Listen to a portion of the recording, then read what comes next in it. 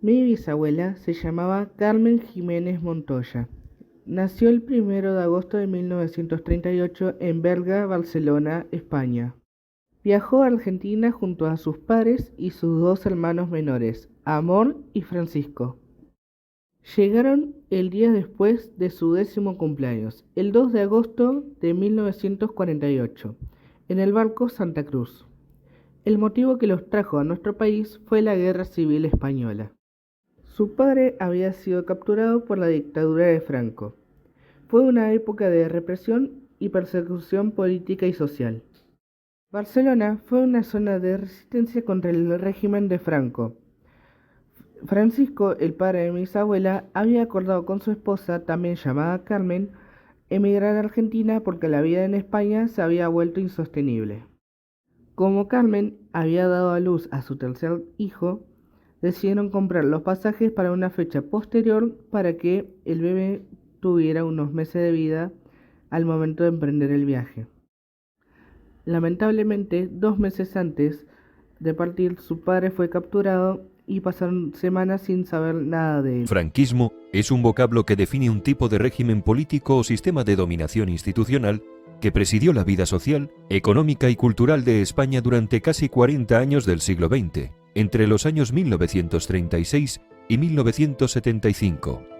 Su nombre deriva de la figura histórica que ejerció durante ese periodo el máximo poder y la suprema autoridad política de manera casi absoluta, el general Francisco Franco Bahamonde. De hecho, durante esas 4 décadas, Franco fue la clave de bóveda del régimen en calidad de dictador con poderes casi omnímodos y sin limitación de tiempo, con el título oficial de caudillo de España. Una primera etapa del franquismo caracterizada todavía por los efectos políticos y materiales de la guerra civil, con su secuela de represión y misericordia contra sus enemigos vencidos, hambruna y miseria generalizada, asfixiante autarquía económica y voluntario o forzoso aislamiento internacional, durante la Segunda Guerra Mundial y la primera etapa de la Guerra Fría.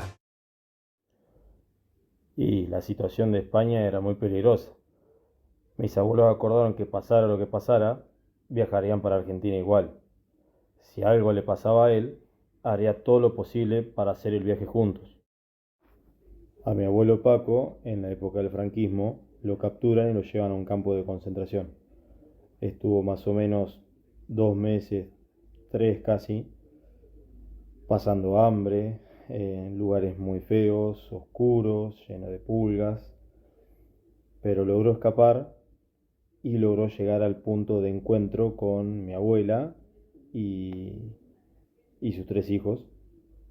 Y cuando lo vieron no lo reconocieron porque estaba pelado, estaba muy delgado, desnudo, y lo único que lo vestía era un saco que le había sacado a un cuerpo en ese campo de concentración para poder escapar. Las semanas previas al viaje fueron vividas con mucha angustia debido a los preparativos mientras guardaban las pocas pertenencias que podían llevar. Carmen, con 9 años, ayudaba en todo lo que podía a su madre, pero estaba muy triste por tener que despedirse de su hogar, de sus pertenencias, sus seres queridos y sin saber si volvería a ver a su padre. Luego del reencuentro con su padre, lograron abordar el barco y comenzar un largo viaje de más de 2 semanas. Aunque no eran polizones, ya habían pagado sus boletos. Viajaron en condiciones muy precarias, rodeados de muchas familias, trabajadores y exiliados que padecían hambre y frío. La abuela contaba que el barco se movía mucho, que había olores desagradables, pero que ocupaba su tiempo jugando y entreteniendo a sus hermanos mientras su madre le contaba historias que le hacían imaginar cómo sería Argentina, su nuevo hogar e incluso cómo se llamarían sus futuras amigas.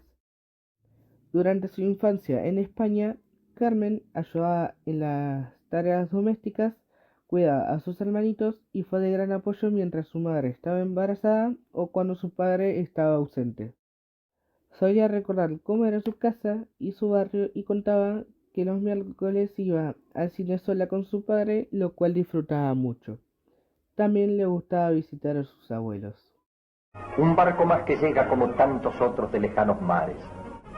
En ese mismo barco vienen también numerosos inmigrantes, algunos llamados por parientes o amigos ya establecidos en la Argentina, otros simplemente atraídos por la gran esperanza de un país donde paz, libertad y justicia no son palabras vanas.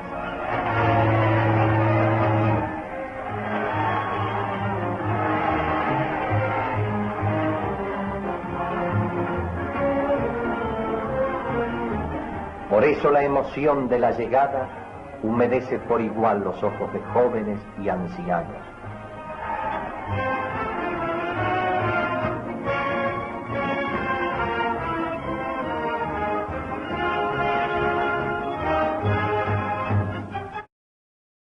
Al llegar a Buenos Aires, su madre le enseñó a cocinar las recetas que solían preparar en España, para no perder las costumbres.